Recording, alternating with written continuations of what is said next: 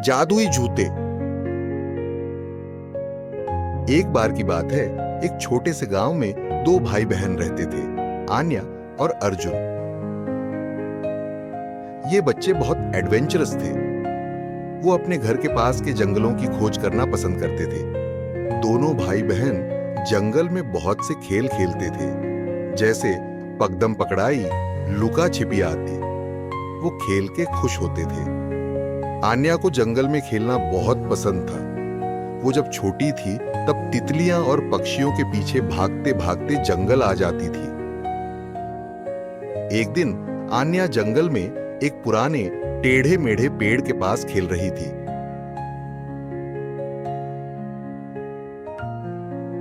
तभी उसे एक गुप्त रास्ता दिखाई दिया।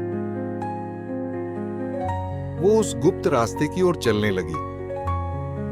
तभी अर्जुन ने पूछा, आन्या कहाँ जा रही हो? आन्या ने अर्जुन को बताया कि ये रास्ता तो हमने कभी नहीं देखा। चल के देखते हैं, अर्जुन ने कहा। पर कुछ खतरा दिखा तो वापस आ जाएंगे भाग के, ठीक है? आन्या और अर्जुन उत्सुकतावश गुप्त रास्ते की ओर जाने लगे।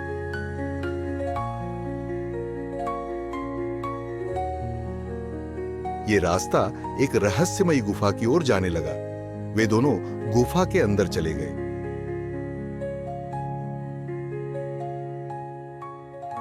गुफा अंधेरी और नम थी। दीवारों पर अजीबोगरीब चिन्ह उकेरे गए थे।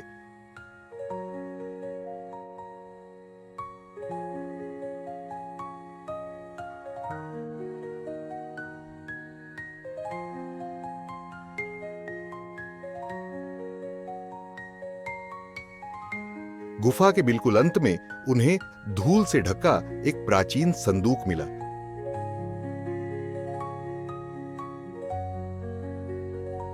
अर्जुन ने उसे खोला और अंदर उन्हें चमचमाते हुए जूतों की एक जोड़ी मिली।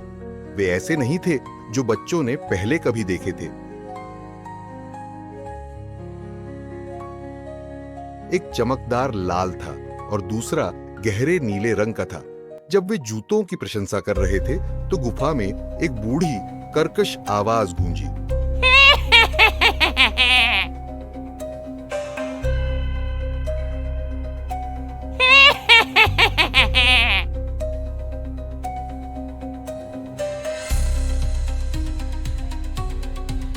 आन्या और अर्जुन ने चारों ओर देखा और अंधेरे से एक छायादार आकृति उभरी। यह गांव की चुड़ैल मैडम मोर्गाना थी, जो उन्हें लगातार देख रही थी। तुम्हें मेरे जादुई जूते मिल गए हैं, लेकिन ये कोई साधारण जूते नहीं हैं। लाल वाला उड़ने की शक्ति देता है और नीला वाला तुम्हें अदृश्य होने देता है। हालांकि इन शक्तियों की एक कीमत होती है। उन्हें रखने के लिए तुम्हें मेरे द्वारा निर्धारित एक चुनौती पूरी करनी होगी। भाई बहन घबराए हुए थे, लेकिन ऐसी जादुई शक्तियों के बारे में सोचकर उत्साहित भी थे। क्या चुनौती है? आन्या ने हिम्मत से पूछा। मैडम मोर्गाना की आंखें चमक उठीं। तुम्हें मेरे लिए जादुई ओक के पेड़ की चोटी से सुनहरा पंख लाना होगा, जो अंधेरे जंगल के किनारे पर उगता है। लेकिन सावधान रहना, जंगल छल कपट और जादू से भरा हुआ है। केवल शुद्ध हृदय और चतुर दिमाग वाले ही अपना रास्ता खोज सकते हैं। खुद को साबित करने के लिए दृढ़ संकल्पित आन्या और अर्जुन ने जूते पहने। आन्या ने लाल और अर्जुन ने नीला पहना। उन्होंने मैडम मोर्गाना को धन्यवाद दिया और डार्क फॉरेस्ट की ओर चल पड़े। जैसे ही वे जंगल के पास पहुंचे, उन्हें अजीबोगरीब जीव मिले और कुछ अजीब सी फुसफुसाहटें सुनाई दीं, जो उन्हें गुमराह करने की कोशिश कर रही थीं। लेकिन आन्या की उड़ने की क्षमता और अर्जुन की अदृश्यता की शक्ति की मदद से वे रास्ते में आने वाले खतरों से बचने में कामयाब रहे। एक लंबी यात्रा के बाद वे आखिरकार एन्चांटेड ओक के पेड़ पर पहुंच गए। पेड़ बहुत बड़ा था। इसकी शाखाएं आसमान में ऊंची फैली हुई थीं। और सबसे ऊपर गोल्डन फेदर चमक रहा था। आन्या ऊपर तक उड़ गई, लेकिन जैसे ही उसने पंख को पकड़ने की कोशिश की, पेड़ की शाखाएं उसके चारों ओर मुड़ने और कुंडल बनाने लगीं। अर्जुन, जो अदृश्य था, ने जल्दी से एक योजना सोची।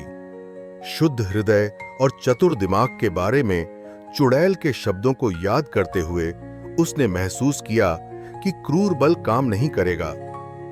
उसने पेड़ को पुकारा, उनके अच्छे इरादों के बारे में बताया और जंगल को नुकसान न पहुंचाने का वादा किया।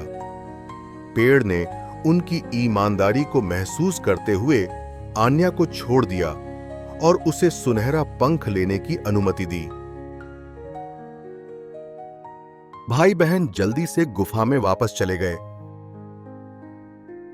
जहां मैडम मोर्गाना उनका इंतजार कर रही थीं। वह उनकी बहादुरी और चतुराई से प्रभावित थीं। उन्होंने कहा, तुमने चुनौती पूरी कर ली है और खुद को जूतों के लायक साबित कर दिया है, लेकिन अब मेरे पास तुम्हारे लिए एक आखिरी तोहफा है। अपने हाथ की एक लहर से चुड़ैल ने जादुई जूतों को साधारण जूतों में बदल दिया। बच्चों के हैरान चेहरों को देखकर उसने समझाया, असली जादू जूतों में नहीं, बल्कि तुम्हारी हिम्मत और बुद्धि में है। ये जूते तुम्हें हमेशा तुम्हारे अंदर छिपी शक्ति की याद दिलाते रहेंगे। आन्या और अर्जुन ने सबक समझते हुए मुस्कुराया। उन्होंने मैडम मोर्गाना को धन्यवाद दिया और घर लौट आए। उनके दिल उस रोमांच से भरे हुए थे जो उन्होंने अभी-अभी अनुभव किया था, और इसलिए भाई बहन खुशी से रहने लगे, यह जानते हुए कि उन्हें बहादुर और चतुर होने के लिए जादू की जरूरत नहीं है। उनके पास हमेशा वह सब कुछ था जिसकी उन्हें जरूरत थी।